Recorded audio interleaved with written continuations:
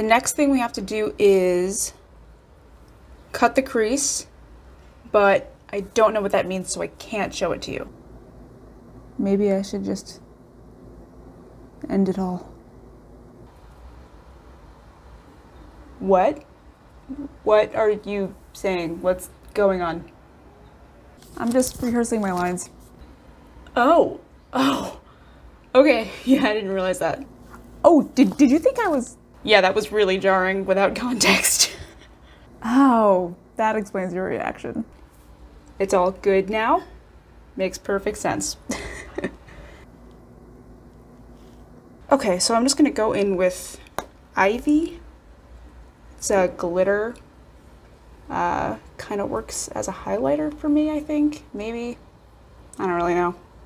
I hate myself. Sorry? It's a Bill Ward's video. Have you seen it? Yeah, I have seen that video. It's funny. For the lip, I think I wanna... Everything is so gray. Sensation is supposed to be sublime, but having a body is just... Our one means of connection to other people is so flawed, it's basically a joke. And the walls between humans are so stark, so unappealing, and our longing for connection so shallow that I wonder if life is not a completely outdated mechanism for attaining happiness at all. Are you okay? Do you need help? Do you want to talk? Yeah, I'm practicing my beat poetry. What? Why are you like obsessing? It just kind of feels like you're returning to the same sentiment over and over again. Yeah, I have a thematic focus. Why are you so concerned about it? Because you're my friend and I care what happens to you. No, you don't. You don't even know me. When you put it that way, that does make a lot of sense, but I see what you're saying there. Well, that was long.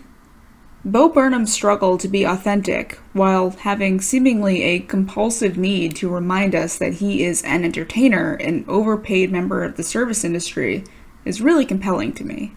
On the one hand, we partially seek out art to watch someone else do the hard work of wrangling our inner worlds into something comprehensible and recognizable. They call us consumers for a reason. We take a lot without leaving much in return.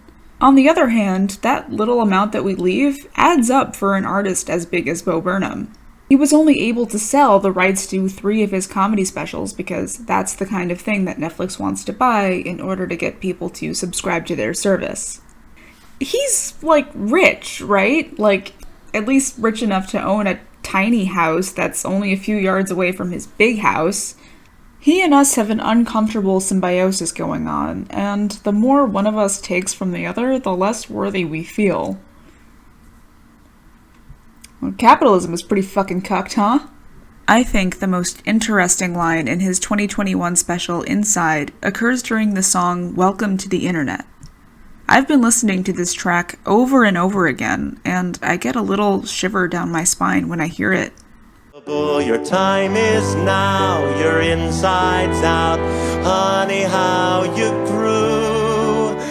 Bo is sort of back to his roots on the internet. Inside feels like a very highly anticipated LeftTube video. He has an intuitive understanding of what it means to have one's inside out, and his relationship to that constant bleeding nature of what it means to live on the internet kind of puts him in the unfortunate position of quarantine king. Being an artist or entertainer in the 21st century, I imagine, is about melting down little parts of your mind and shoving it through holes in the crate that you're trapped inside of. And it's clear that his success is a theme that he can't shake. I've done a good deep dive into his work over the past decade and a half since I decided to make this video about Inside, and it's really interesting to see the moment that he kind of pivoted the themes of his work. Back in the days of his earliest videos and up to his MTV show Zack Stone is Gonna Be Famous, he couldn't escape embodying this character that desperately needs to be seen as popular, and therefore needs to be famous in order to have worth.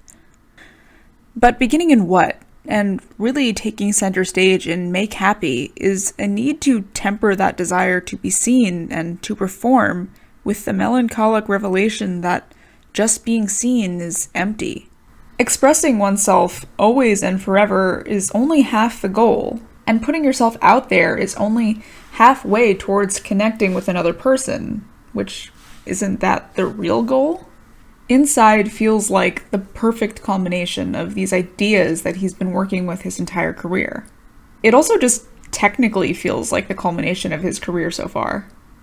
Like, he went away for 5 years, became a director, wrote screenplays, did dramatic acting, clearly studied in the Contrapoint School of Set Design, and then came back with a vengeance. Like, this kind of feels like him at his best, although it might also be him at his worst. We'll get to that. I just want to say one thing before I get into the meat of this analysis, critique, retrospective, whatever this is. I think there's a compulsion to think of Inside's themes regarding power and hierarchy as distinct from its themes regarding communication and interpersonality. Like, the special is about feeling lonely and isolated, but he sure gets points for talking about BLM. And like, I just don't think that that's what a holistic reading of the text entails. I think those two groups of themes really feed off of each other. Think of the speaker of Welcome to the Internet, the embodiment of the Internet itself. They foster, almost literally foster, this heightened form of self-expression and individualism. They cultivate a society that screams itself into a void and doesn't know how to listen to others. And there's Bo, a wealthy, privileged person sitting pretty in the middle of it. The political is personal, and individual experience is connected to power and hierarchy.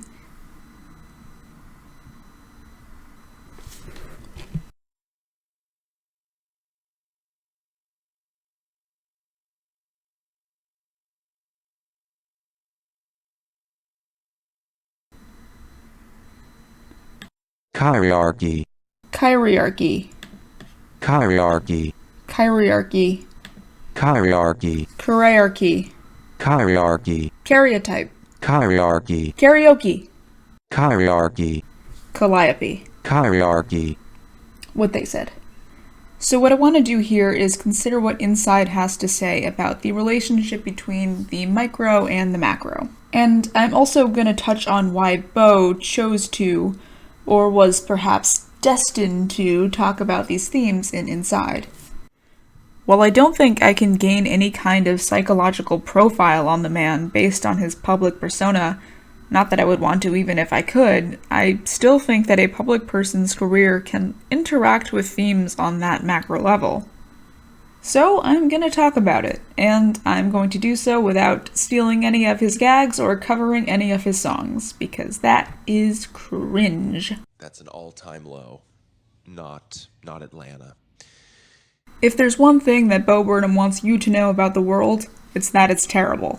And indeed, living in the world is not my first choice either. If I could incart myself anywhere that wasn't here, I probably would.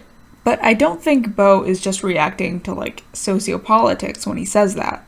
Or at least, I hope he isn't. Like, the world is fucked is not exactly the kind of raw and nuanced take that could possibly justify the emotional distress Inside has put me through.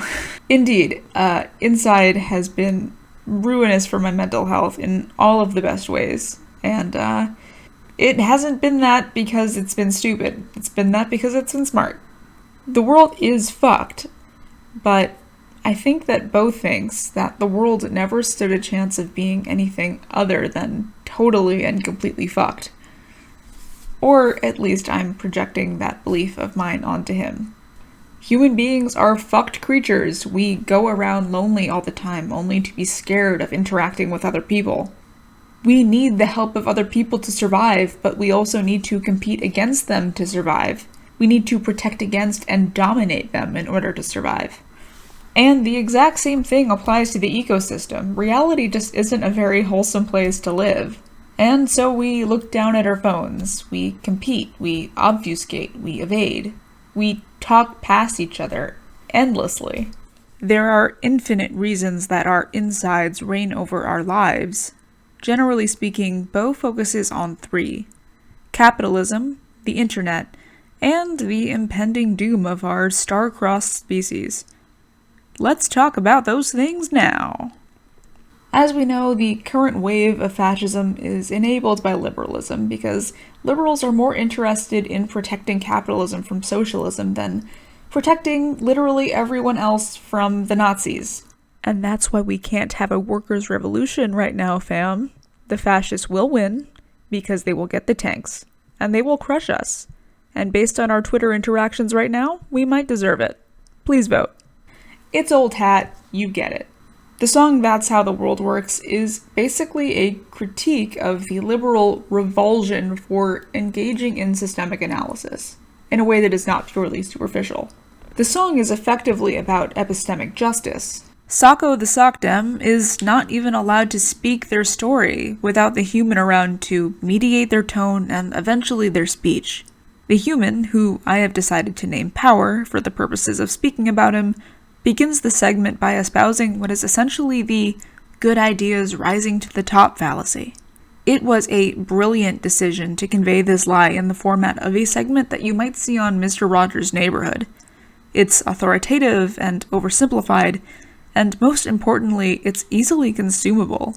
Any kid plopped in front of the TV could walk away believing Power, were Sacco not around to tear down this fallacious claim that we've arrived at the end of history.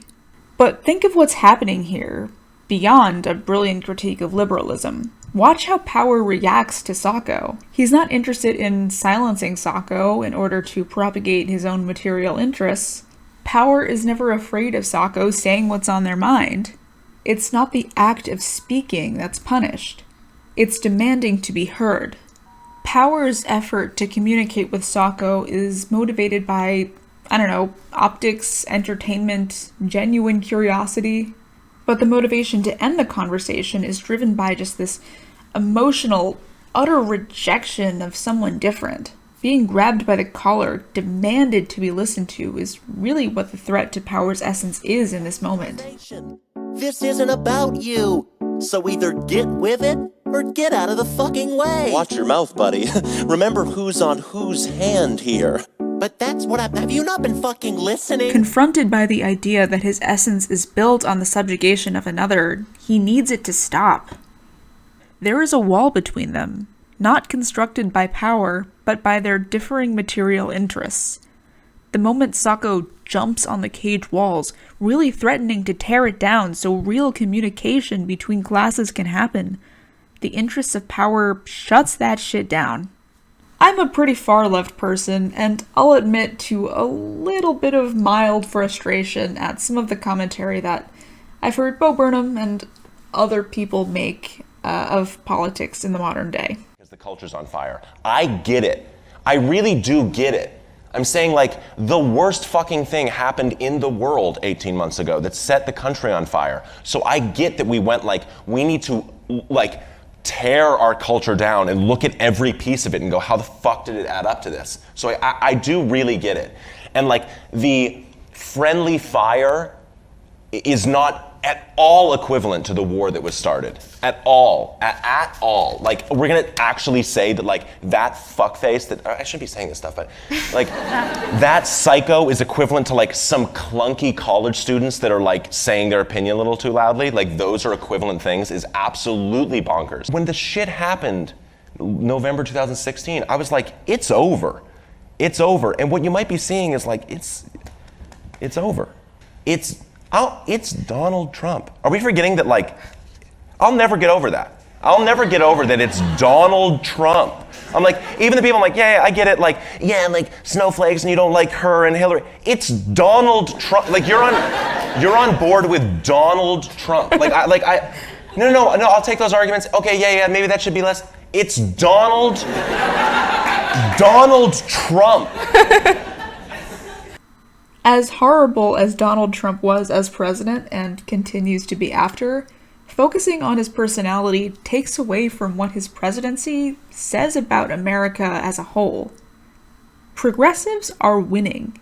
They have to be in order for a reactionary movement to take hold this fiercely. As we continue to win, reactionaries will become more intense in their efforts to stomp us out. As great as an existential crisis as climate change is, a lot of things are going better for us. Fuck, we got Derek Chauvin convicted of murder. We're legally allowed to call Derek Chauvin a murderer. That is a legally true statement. Yes, he had to kill a black man in order for that to happen, but you know what? Police have been killing black people for centuries, and it's just now that those people are being held accountable, due in no small part to smartphones and the internet. But Bo is not wrong. It must be said that the work of social progressives is fast approaching a glass ceiling called capitalism. Liberals, however progressive they might be about racial issues, queer and trans issues, judicial and prison issues, immigration issues, or labor rights, they are still fundamentally not egalitarian. They cannot meaningfully uplift the marginalized, because in their system, poverty is needed for wealth to be had. Someone's gotta clean those golden toilets. I know it feels like I've been talking about this one song for a very long time, but it's a really important keystone for the theme of capitalism throughout the entire work. This is the most fleshed out segment where he talks specifically about capitalism and, more accurately, liberalism. Every time the topic is brought up in the future, we will remember the ideological basis that Bo is coming from. From there, he jumps into the uncanny reality of capitalists using technology to mediate and facilitate the more intimate aspects of our lives. It just so happens that the goddamn reptiles have found ways to seep into every moment of private happiness and contentment that we experience in our lives. As funny and weirdly hot as the refrain of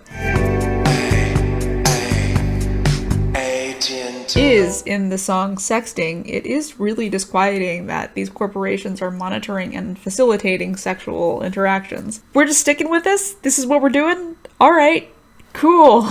In the two iterations of Bezos, theoretically just before and just after Bezos became the wealthiest man in the world, because for some reason during 2020 online shopping became a lot more essential, really act as a linchpin to this theme.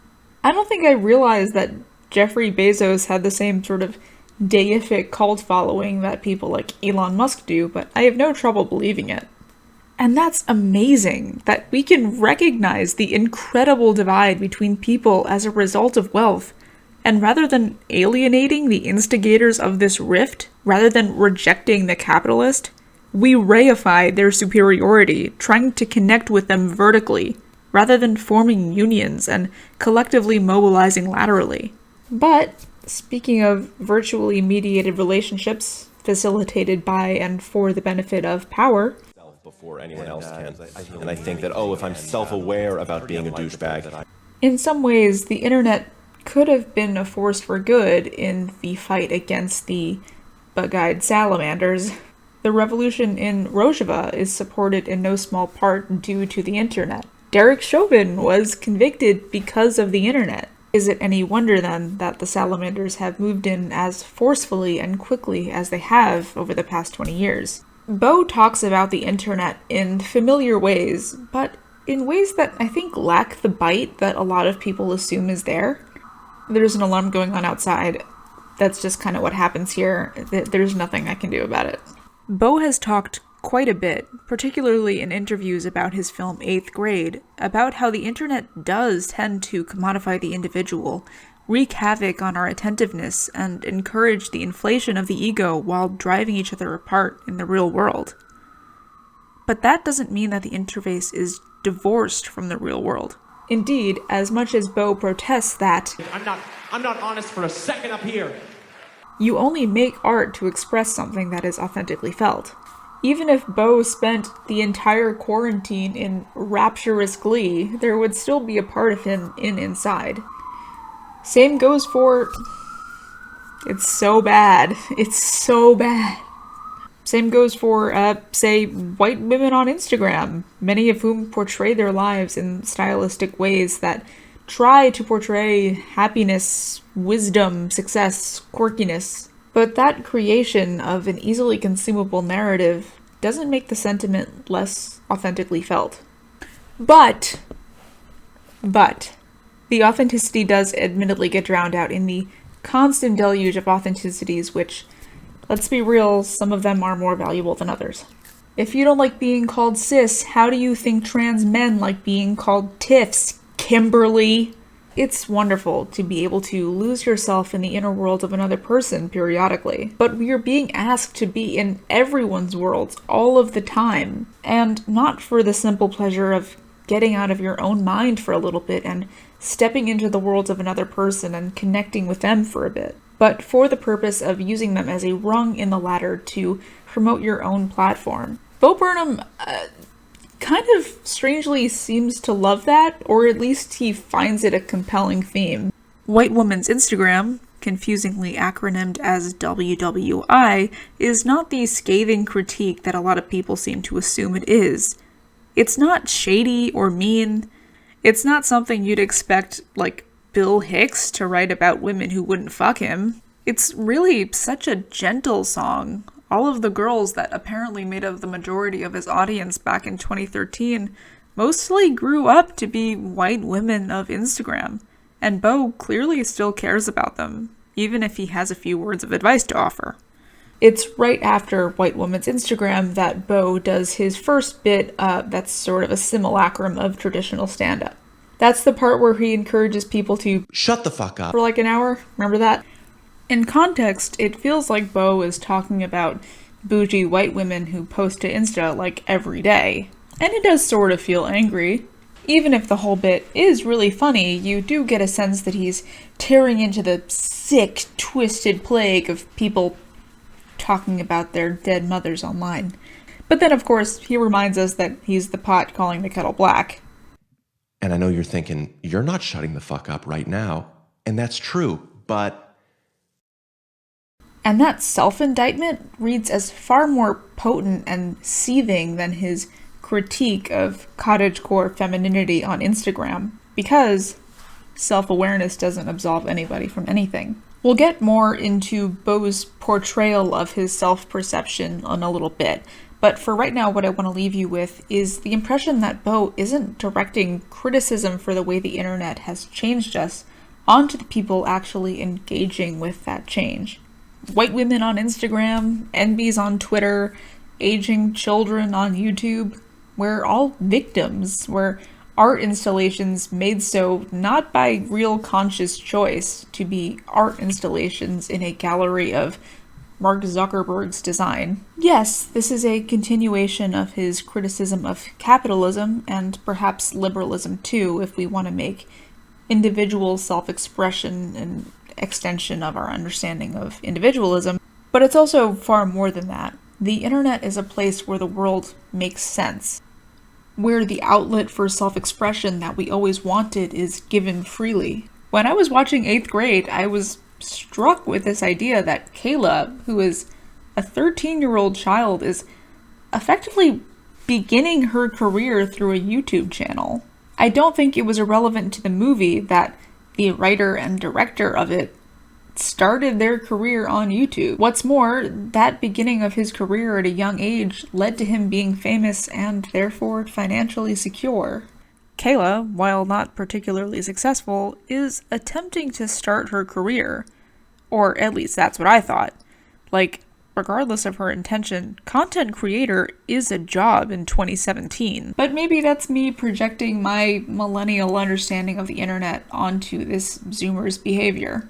Maybe it really is just an art form that she wants to fully realize. Maybe she was trying to connect with people using her own fallacious but not insincere experience of how one succeeds interpersonally in the world.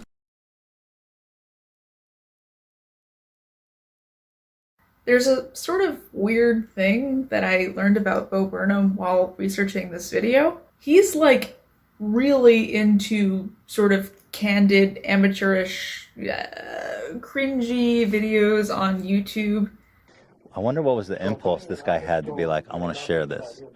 But that's true. But that's beautiful. Right. Do you know what I mean? So this guy is I mean, but he's not even taking inventory of what's in his house. But he's making the video as if this is normal and as if people want to learn how to make hot dogs and peaches. I mean, but really, He's in a bathroom?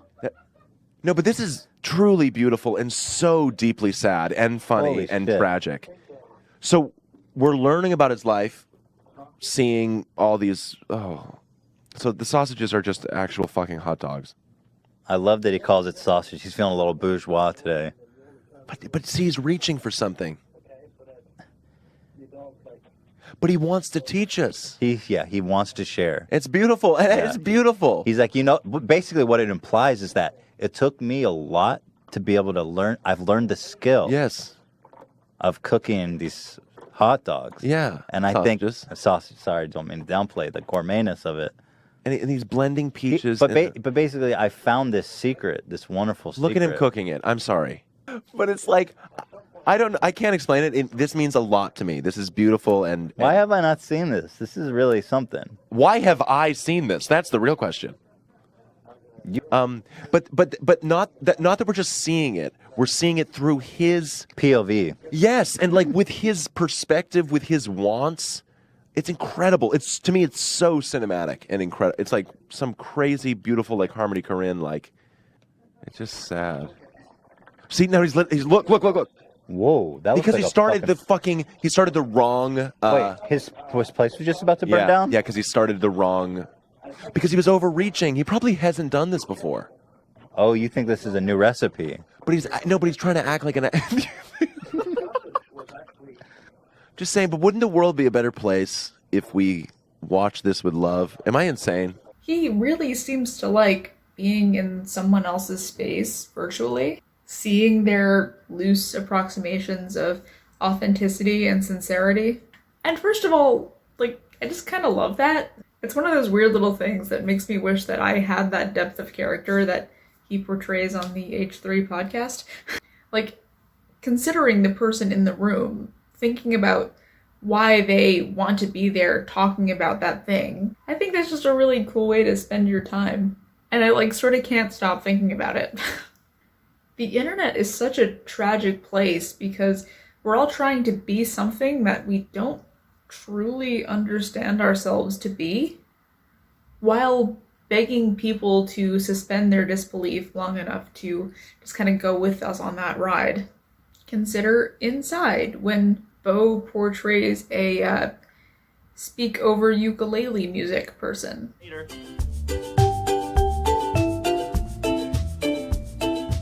I was so worried watching this clip. I was so sure that after like 10 seconds of that Kubrick stare, there was going to be some 13 Reasons Why bullshit. And like, in retrospect, I know that never was going to happen, but it still unnerved the fuck out of me. That person in the clip can be interpreted as being aggressive toward the camera and by extension the audience, or they can be on the brink of hurting themselves. And if we take the first option, this is clearly an extension of Bo's understanding of himself as a predator. What's the difference between Kayla, a sweet, misguided kid who is generally well-meaning in her attempts to gain popularity, and someone like Bo Burnham, who authentically takes an interest in people around him and happens to further his career that way? Is it really just success? Is success really a mark of inauthenticity for him? What is the problem with holding up certain people for the quality of work that they produce? It feels like the issue is engaging with another person through a digital form, thinking that you know the person, when in reality you're only seeing a reflection of yourself.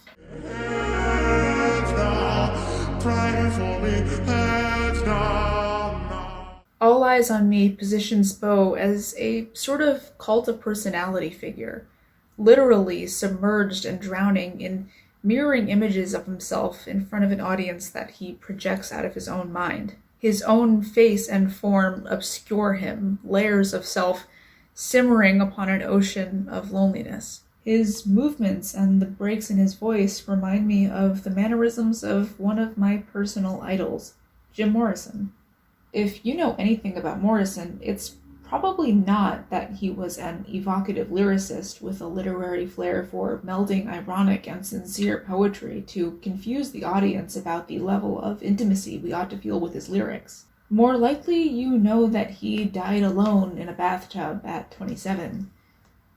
An age I will be in a month. Even in this moment that made 1,000 reaction video creators cry, and a couple million normal people cry, it's hard to say whether we cry because we feel we're experiencing the feelings of another person. The magic we seek in art and any interpersonal interaction where we feel where we're connecting with another person, or if we're projecting our own sense of longing for the loneliness of the pedestal we've put him on. Bo Burnham has devoted a lot of his career to exploring why we want and pursue fame, or even just recognition. And his answer seems to be something along the lines of, you need to be liked. And if you don't like yourself and no one else likes you, you better get famous so other people can get their eyes on you. Stat. In contrast, the song That Funny Feeling deals with the problem of constant confusion and feebleness of the human mind that can advance itself right off a cliff. Just because we have 7 more years to go now doesn't mean humanity ever stood a chance. From the minute we started talking, we were fucked. Our ability to make things and our desire to have our creations leave an impact make each creation more loud and bombastic than the last. And the amount of creations at this point are just unwieldy. How do you use it all in a lifetime? How do you pack your life with enough music and technology and triple penetration sex toys to make it all worthwhile? You can't. You're gonna burn out, hun. And when you do, you're gonna be alone. No one is going to spare you the time of day because you weren't around to listen to anybody else when they needed you. Huh.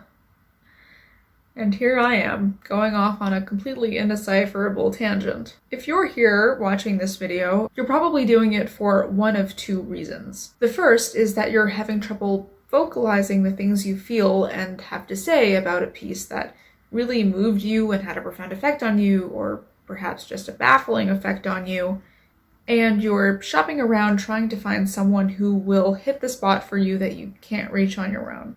Or 2, you've taken a dip in the old YouTube comment pool, and you're here to tell just another person that they didn't get it, and they're incapable of getting it, and they're too stupid to even realize that they don't fucking get it.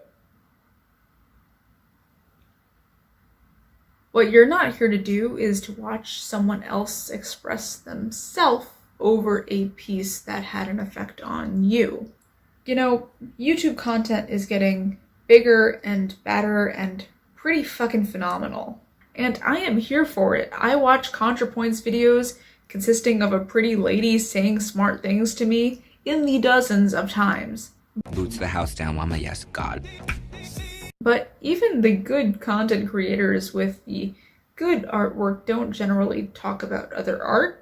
I guess that's not true. My favorite H-Bomber Guy video is still his video about Pathologic, and I've watched Quentin Review's videos about Fred Figglehorn and iCarly like several times now in a row, which that's like 8 hours of content just in one sitting.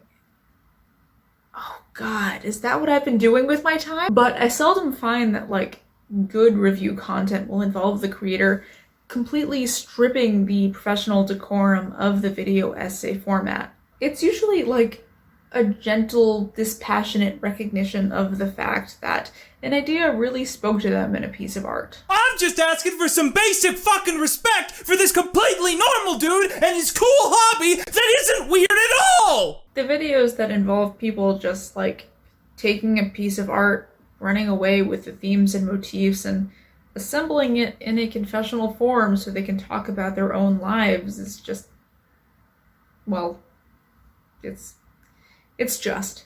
The thing is, I do think that most people have something worthwhile to say about something, but I have so little patience for hearing them say it because they might say it really wrong. I'll give you an example. So I read this article that talked about Inside, the Bo Burnham special, as a commentary on anthropology. The article was in the National Review, and one of the recommended articles was entitled, Brett Kavanaugh Faces Another Round of Smears and Intimidation. So I'm already a little frustrated. The writer, Nora Kenny, brings up an interesting idea that Bo is essentially confronting what they call expressive individualism, which is a social norm where people dig into themselves for meaning and indeed humanity, rather than balancing self-exploration with interest in other people. And yeah, that's it, kind of. That hit the spot. Yum. That was a tasty idea. Don't you dare omit that line in recording, coward. Read it like a man and own the fact that you wrote that stupid fucking line. Let's see what editing Shain has to say about that. But Nora Kenny proceeds to frame this as less of an exploration of modern society and more as a scathing critique, which takes them to some weird places. Like, the whole article has this sort of anarcho-primitivist undertone. Like, they sort of imply that the speaker of White Woman's Instagram would be happier as, like, a trad wife or something? I don't know. I didn't really get it. Read the article and tell me what you think. And that's just wrong. I don't think Bo would prescribe a social fix to the phenomenon of expressive individualism. I don't think he would even indict it as a purely bad thing. And that is why I don't leave my room anymore. I might meet this person in person and listen to them say things that are only mostly agreeable. Bo asks us what we gain from life on the inside. I don't think that the interior digital space is something that just sprang out of nothingness with the arbitrary goal of destroying human relationships forever. Yes, we do need to express ourselves in such a way that other people can react to us. We need to be recognized. And if you don't believe me, just watch Abigail Thorne's video on solitary confinement. At the same time, going outside is terrifying. Did you like the song 30 by any chance? Because I think that song fucks you up if you think about it in this way. Bo is scared of rushing headlong into oblivion. He's 30. Whoa! Life is slipping away at a rapid rate, and yet he can only take about 10 more years of this. I understand. Think about the stupid shit I've done with my life. I've never been in a war. When I was 27, I was making a stupid birdhouse with my mom. I didn't realize that I had gender dysphoria until I was 26, and now I'm too embarrassed about my stupid fucking body to do anything about it. That's not in the song. Wanting to live in the way that we use the term in sort of a poetic manner is a kind of suicidal impulse. To throw caution to the wind and to be your most authentic self might mean that people reject you forever. And that is a kind of death in and of itself. I'm an embarrassing piece of shit, and no wonder that that's the kind of thing that I want to hide from most people. Maybe I want people to be affected by me, to think of anything I do as some evidence that I had a right to use up a little bit of the consciousness that's been floating around. But also, I'm a disabled agoraphobe with a delusional understanding of my own gender. Cringe. Bo has trouble even admitting the frailties of humanity. Inside's fun is plagued by interruptions that remind us that Bo is trying his damn best to make something acceptable. But being alone in a room and not having external validation, no guidance in the form of other people, is torturous. Even art, the thing we are all here to see, is impossible. Even useless without other people. Bo, the guy we are all here to see, is trying to create for himself. And that is the fucking hardest thing to do. Stuck on my eyes, 5 years, what a surprise, we got 5 years, my brain hurts a lot. 5 years, that's all we got, I decided to wear a beard for this half of the video. Don't think too hard about it. It's significant in no way. Yeah, don't think too hard about it. Especially not if you're my mom. I love the song Look Who's Inside Again. I think it's perfect. Everything about this segment, the song and the direction, makes you feel this aching reverse nostalgia for a kid that you never were. I bet that we were all a part of that kid at some point. We're placed low to the ground in the corner of a cluttered room. We look up at Bo, but not in a diminutive way. He's hunched over in a cross-legged position on the floor, so we don't really feel like we're being condescended to. It's more like we're a toy that was chucked to the side of the room when he got bored. The camera stays still enough for us to watch him start the song, decide he's fucked it up. Can one be funny when it's stuck in a room? I took a big fucking breath. Did you? I took a big fucking breath. It doesn't really sound like you did. Big fucking breath. Am I deaf? What's going on here? Big fucking breath. Honey, if you don't want to talk about your childhood, you don't have to. And you start thinking, well, I guess this is where Bo pulls the rug out from under us. We think he's going to open up about something personal and intimate and painful, but he's just not that kind of performer. And then the camera starts moving in. And I feel something that I haven't allowed myself to feel this entire pandemic. Well, look who's inside again. Went out to look for a reason to hide again. Well, buddy, you found it. Now come out with your hands up. We've got you surrounded.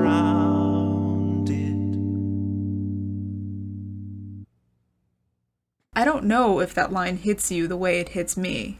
I was a kid who was trapped in their room, and I was afraid of going outside, so I wrote and imagined constantly as a way of feeling unconfined.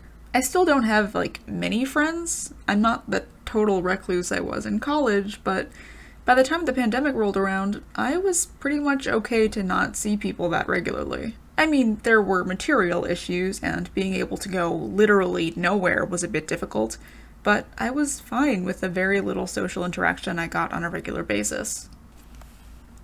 Just checking in. Okay, we're good. Can never be too careful. It sounds strange coming from this face. And now I'm being turned loose unto the world again, and I kind of feel like a frightened animal, like a burrowing mammal that is on a huge stretch of concrete. The connection I feel with Bo here is a function of parasocial longing. The conversations I have in real life are hardly ever this fluid and fluent, and it feels almost realer than real that I'm able to have my feelings vocalized in this moment. His work throughout Inside feels deeply empathetic, whereas you might say that his prior works on similar topics feel more sympathetic, or even a little patronizing. Throughout Inside, Bo returns to the reasons for this kind of isolation and the compulsive self-expression that feeds into it. He doesn't just indict us for being online or staying in our homes, he empathizes with us, because he really does feel that way too. And while he often recognizes the causes of insideness in ways that are general and easily understood, as the special progresses, he gets more and more personal. Nothing wrong with that. Nothing wrong with that at all. I didn't just say that personal stuff in media was bad in the last section. What are you talking about? You must be overtired. You must be having those dreams again. About the beast with the mask climbing up your spire at night to whisper about the lenses in the corners of the room. You must be skipping breakfast again. Go back to bed, I'll heat up some shortening for you. You know, when a person talks about their own personal issues in a conversation, you're not really supposed to empathize with them. You're supposed to listen rather than project your own ideas onto them. But in art, a person talking about themselves can be interpreted in a self-serving way, which can make it more satisfying to watch. The thing is, Bo himself is so quintessentially known for despising the way entertainers manufacture images of themselves to pull at the heartstrings of their consumers. Let me show you what I mean. Something that happens in both Make Happy and What is that this sort of disembodied robot narrator voice chimes down from the heavens to sour our moods about about Bo's performance. The cat is trying to get the box here. They each say something to the effect of, the person you are about to watch is a paid performer who does not know you, does not give a shit about you, and will not have nearly the material effect on your life that your teensy-tiny emotional brain tells you it ought to have. Consider the person on stage at this moment to be your enemy. Thank you. Make Happy, the title of which even sounds like a robot affirming its prime directive, begins with a speech that specifically talks about how Bo is trying to control you. You shouldn't laugh, the robot voice says, because suffering exists, and it is no laughing matter. And you're not allowed to feel a variety of things in your life, apparently. No, that's not what he's saying. But you shouldn't run away from hard emotions by diving headfirst into lighthearted fun. Another voice then picks up where that voice left off, and proceeds to talk about Bo like he is a wild animal that will maul you and bite your face off if you're not careful. Not only that, but Bo shows up and kicks an impersonator off stage. Someone wearing a hoodie and red sweatpants looking down at a book, which is exactly how Bo started his previous special, What? I can't help but think that this says something about the way Bo sees himself in his capacity as a performer. An impersonator. A sly, monstrous force out to deceive us for some nefarious gain. Again, we're not pathologizing him. We're basically interpreting him like a character. We want to know what Bo wants us to think about him, and we want to know how we feel about being told what to do. Indeed, we are invited to see Bo Burnham's persona as a piece of art that transcends the forms that confine him. Inside begins where Make Happy left off, literally where it left off. Make Happy is hyper-concerned with the way entertainers manipulate their audiences into feeling things they oughtn't feel or spending money on things they shouldn't. I guess, now that I think about it, he was doing that back in What? That's what the famous song Repeat Stuff is about. But Make Happy drives it home with Country Song. Like, performers will take advantage of your emotions to get money out of you. That's kind of what massively consumed art is. But Bo ends Make Happy with Can't Handle This, which is about transcending the artifice of shallow emotionality to say something kind of real, and promote audience engagement. So it makes me wonder, why does Bo, who seems almost strident in his belief that entertainers are evil when they try to use parasocial relationships and the longing for authenticity to extract engagement, create moments like this? Now, I personally think that Bo Burnham is pretty responsible with the way he handles his parasocial performance, but I also think he wants us to consider why he's any better than the archetype he rejects. He often portrays himself as a sort of emotional vampire. That's what we saw in the introductions to What and Make Happy. But he also seems interested in being one of the good ones.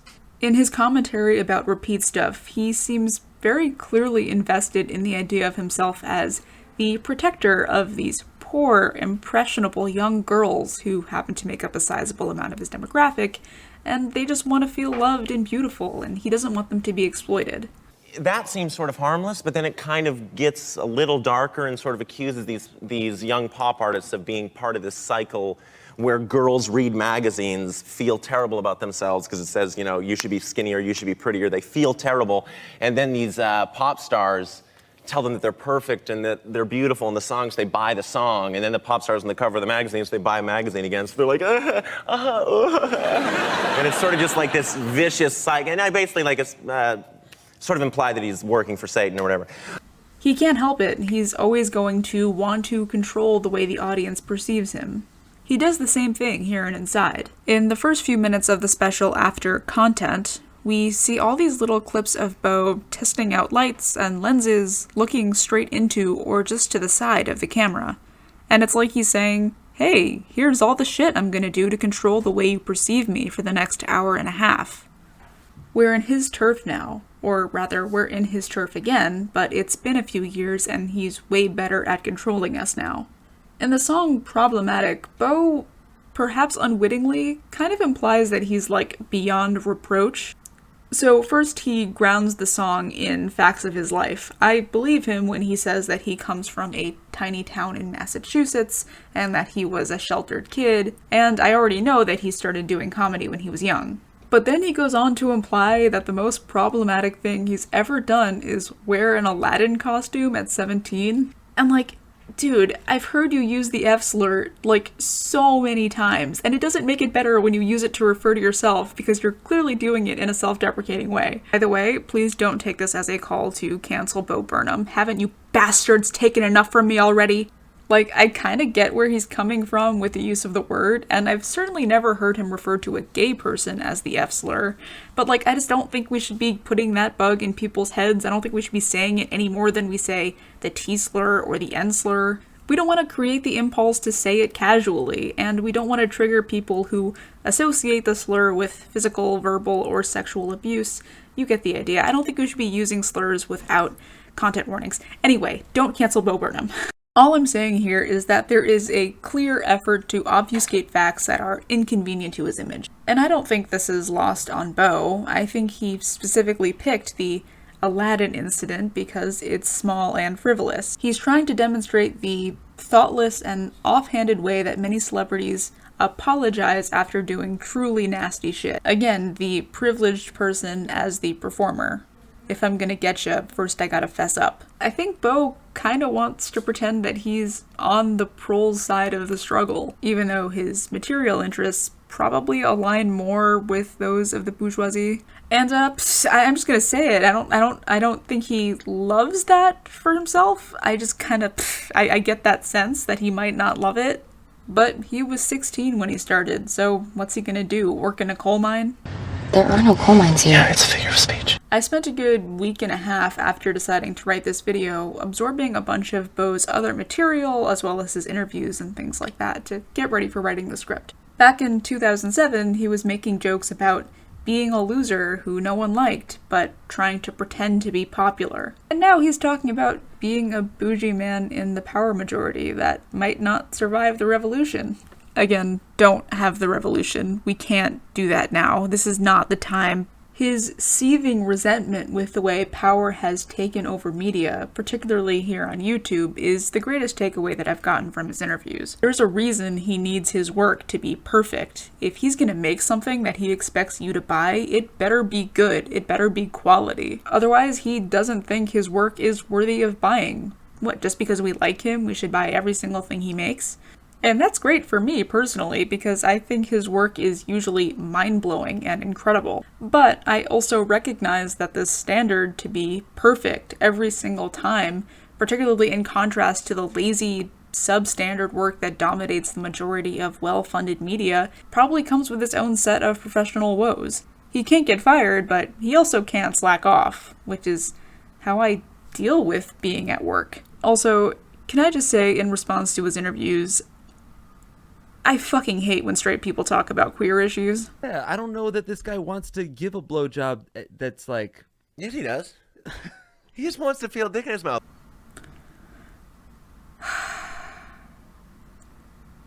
Anyway, one of the old standby tools Bo likes to use is dismantling the context in which his piece takes place to remind you that you are watching a show. Both of his last specials, Make Happy and What, use Brechtian techniques, presumably with the intention of reminding you that Bo is a worker. He is doing a job. Water over, yeah, art is a lie, nothing is real. So, He meant to mock the what? He went to mock the water over. He meant to knock the water over. Yeah, but you all thought it was an accident. Jesus fucking Christ, Shain. I'm really loving this beard. I really think it looks good. I don't think it's perfect, but I don't think I completely fucked it up. He wants you to know that he is intentionally exerting emotional labor in order to create an authentic, light fantasy. He constantly prompts the audience to second-guess the authenticity of his work. But these prompts, contrarily, put us at ease. If I'm ever blindsided by a celebrity doing some truly heinous shit, it would be from Bo. I don't expect him to have that sort of irresponsible grip on his own power. He's just about the only celebrity I don't expect to have real malice towards me. I just think of him as someone who understands the power that he has and is therefore going to use it responsibly. All this said, Bo is very concerned with framing the world around him through the lens of his own privilege, and showing us that that's what he's doing. While that's far from the only issue he discusses, he needs to remind us about the differing perspective that he has to us, and that makes his work really distinctive. For instance, he sees the death of George Floyd and doesn't think of the incredible amount of work done to make this death mean something, to publicize it and ensure that the perpetrator is finally declared a murderer. Instead, he sees an incident of wild cruelty and abuse of power, which it was, and that his own identity as a white person sort of contributed to. His desire to participate in politics, create a more equitable world, is automatically framed as cynical. And it only gets worse from there. His character throughout the songs and segments of the special portray him as predatory and manipulative. It's not just that the internet rewards our reckless and ever-liquefying feelings and opinions with diminishing shots of engagement. It's that Bo, or at least the narrator of his story, thinks of himself as the orchestrator of this unfair trade. He has been transformed into a cackling, unhinged villain that needs to fan the flames of discourse or fade into irrelevance. We already know that Bo connects the suffering and impending doom of the world with the personal suffering he displays in Inside. But by the time we hear the song That Funny Feeling, it's clear he isn't just experiencing political and environmental anxiety in a way where it's distinct from the morbid pain of being stuck in a room. You'd almost think that Bo thinks that he personally has 7 years to live, which, he's a wealthy person living in North America. The tipping point of the runaway greenhouse effect is not going to have an immediate effect on him. But that doesn't mean that everything is going to be fine in 7 years. In fact, it doesn't even mean that we're hanging in there now. People are already suffering due to the effects of climate change and its many consequences. And I can't help but wonder if Bo feels that sense of helplessness in response to suffering and oblivion, because he's sort of a victim of his own privilege. I wouldn't exist without people like Marsha P. Johnson and other queer and trans activists who fought for my rights. Not just my right to not be subjected to discrimination, but my right to the knowledge of who and what I am. I grew up with a severe learning disability. How many activists had to pave the way for people like me to have the right to self-determination? And something about that reminds me of how unlikely happiness and contentedness was in the first place, and how, despite everything, the forces and other people came together to give me a pretty damn good life. I look at my life, how sparse happiness and connection are, and I'm like, yeah, the world wasn't meant for happiness or comfort or pleasure or even safety. I think there is a kind of loneliness inherent to not having a struggle at your back. The fact that Bo thinks he needs to shut the fuck up, be it right or wrong, reflects the inability to even speak the issue. The special isn't really capable of saying exactly where this dread that's been floating around is coming from. Inside struggles against the confines of its artistic medium to provide a startlingly accurate impression of something invisible. This is a thought I had while watching This Week I Review's video on Inside for the third time. And when Bo Burnham says that he hopes that maybe Inside can do for us what it did for him, i.e. keep him distracted from the desire to put a bullet into his brain, I thought, yeah, that makes sense. With only the vaguest awareness that that's probably not a good thing. Now, let us be clear that I am not, at this point in my life, particularly enticed by the idea of killing myself. But I definitely have been.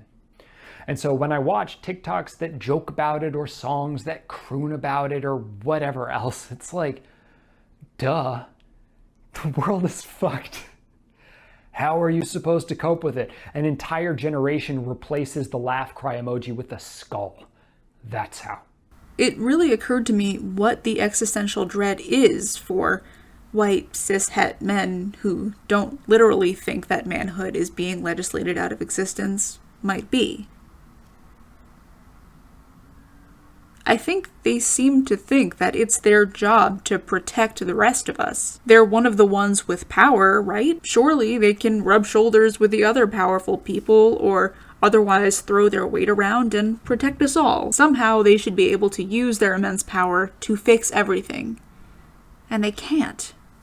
Isn't that wild? Alec talks about how the world is fucked, as if that has any effect on his enjoyment of the world. And that really blew my mind, because even after watching Inside several times, which in retrospect circles around the motif of powerlessness in the face of an extinction that is technically preventable, it just didn't resonate with me. Didn't you know that we never stood a chance in the first place? Some people can literally be born into the wrong body, and they just have to run around, going to work, going to dinner with their parents, going to the doctor's office in the wrong body, wishing that their body was made out of a different arrangement of matter than it ever will be. And in the grand scheme of things, my dysphoria, my fear that my gender performance will never match the gender that I think I am, it isn't even close to being the biggest problem that there is. How the fuck are you gonna stop the ocean rising? And in that way, I think it's not completely wild to think of Inside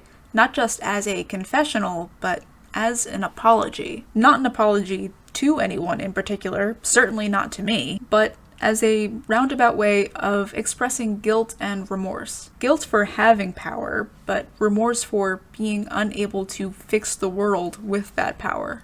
I'm not here to validate or contradict that notion, nor can I even verify that that thought ever passed through Bo Burnham's head while he was making the special. But if we're all dying, indeed, if we are all already dead, is it fair to think of Inside as a heartfelt, sorely needed, and unavoidable eulogy? Like any good eulogy, it celebrates, finds humor and beauty in the complexities and idiosyncrasies of the deceased. Our desire for connection, our love of aesthetics, our cognitive dissonances, our tragic flaws, the struggles we were never quite able to overcome in our time. I don't know, just sort of a funny, morbid thought I had.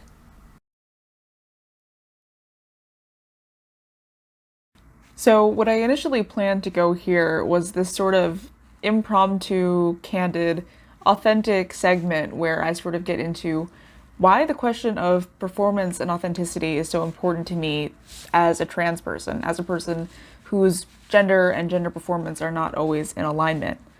And yeah, so I sort of was very emotive and very, I don't know, authentic. And as the script for the rest of the video started to come together, I put that pre-recorded segment, into my video editor, and I started working on it. And it was bad. It was quite bad. Some people can do impromptu, candid authenticity. I just don't think it's for me. My makeup was on point. It was different than this. It was basically this minus the stuff on my face.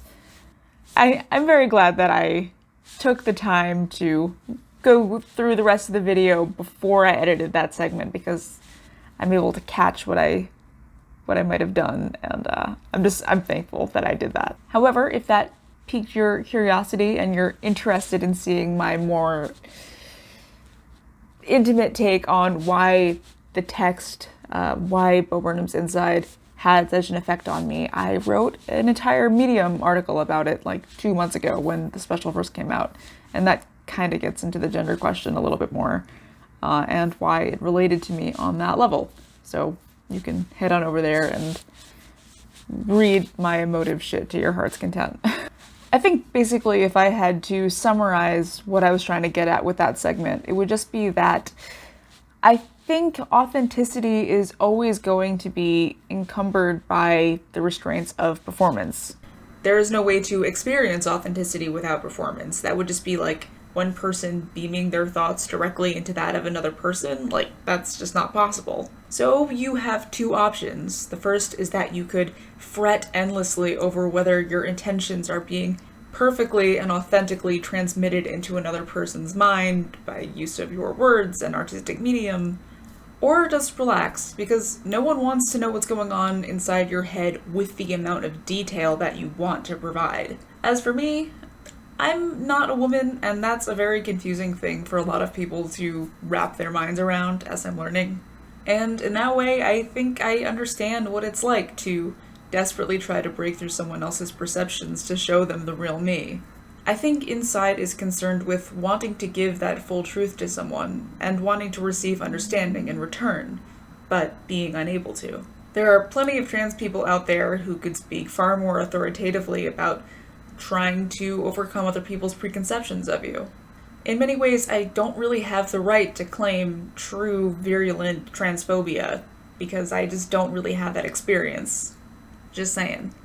I think the point that I was trying to get across that night is that if Bo is talking about the constant sort of bleeding nature of desperately trying to get other people to understand you and want to understand you and being fundamentally unable to, that's a headspace I can sort of get into. I don't think we're really encouraged to understand other people, and that makes being understood pretty much impossible. I think I get what he's saying, is all I mean. I hate this. I'm taking this off. You can see my forehead now. It's quite bad, but we've come this far. You know, there's no turning back. There's no turning back. I have now watched Inside 5 full times. I've also seen many clips in various YouTube videos and things like that. I've also been listening to the songs over and over and over and over and over and over and over again. So it's pretty well lost all meaning in my brain. The second to last time I saw it was in the East Angelica Theater, which is a movie theater here in New York, and I was surrounded by gay hipsters and my little brother. It was really fun. I had a great time. There were times where I kind of expected a little bit more engagement from the crowd, and times when I really wanted less engagement from the crowd. But like, being in a group, being a part of this movement that enjoyed this piece of art and left their houses to seek it out was really fun for me. It kind of like made me happy, which isn't a thing I feel very often.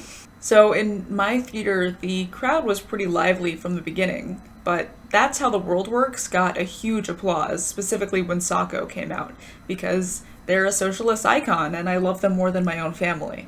And that applause kind of set this tone of consistent participation from the crowd. And this really reached a zenith during the first song, Bezos. Because that song is so intensely memeable, the first 60 seconds or so just involved different members of the crowd shouting out different lines that they remember as it was happening, until the entire crowd finally shouted out, "Come on, Jeff! Get him!" It was great. I really loved it, and it was fun to feel like I was a part of a movement. Not a really important movement particularly, but still a group of people who enjoyed this thing and pursued it together. I was in this group of people who had this same sort of emotional attachment to a piece of art that I had an emotional attachment to, and we were having this social experience together. And in a way, like, I think that kind of ruined it. There are so many moments in Inside that rely on the complete silence from the crowd. During the song Comedy, for instance, Bo punctuates some of his jokes with a recording of the audience laughing. That's really funny because, like, yeah, it must have been awkward as fuck to tell these jokes to an audience that does not yet exist. It's a bit like playing Mozart to a fetus. They can't appreciate it yet. However, in this live setting, that recording of fake audience laughter caused real laughter in the audience I was in. These people found it as funny as I did. So, like, where is the awkwardness now? Like, it kind of felt like he was performing to a room of people because that's what he was doing. Later on, when Bo starts, like, losing it a little bit, he does a segment where he's basically doing traditional stand-up. And he tells this super corny joke about how pirates don't take good care of their maps. And is it just me, or do pirates need to take a little bit better care of their fucking maps? You know, when I find a pirate's map, it's always tea-stained and the edges are burnt. And it's like, if you're a pirate, all right, and you're gonna make this map and expect me to carry it around the globe as I search for your treasure, then laminate it. It's actually a really funny joke, but the overly posed delivery of the joke, as well as the context of the joke, tells us that the silence that follows it is more important than the humor of the joke itself. He's desperate for an audience at this point, desperate to have an effect on another person. But however carefully crafted and hilarious his jokes are, there's just no one around to laugh at them. But of course, in the East Angelica, everybody laughed. So I was having this experience where, on the one hand, I was having a great time. It was a really fun night out. But on the other hand, having all these people around kind of ruined my experience of the special. And that thought was not lost on me during the special. It's one of those sad things about having a human brain is that you can't just enjoy things. You have to, like, consider your enjoyment of things while it's happening. And that clearly wasn't lost on me in the moment, because I went home and I wrote down the following. I think I learned tonight that I dislike other people more than I thought. Instead of relishing this new experience with the special, I was annoyed that other people were projecting a communal experience of the text into my space. And that's fucked, because, like, the special is about the consequences of rejecting society and communal experience. The crowd seemed almost obscene to me, even though I spoke with some of them and they seemed really nice. Who am I to reject the emotions of hundreds of people so I can grasp at an illusory sense of authenticity from a character on a screen? Why is letting a crowd enjoy themselves in a way that is satisfying to them so terrible? Why can't I join in? Do we want to get better or not? Or would we rather just stay where we're safe? A book on getting better, hand-delivered by a drone. And that's all they wrote.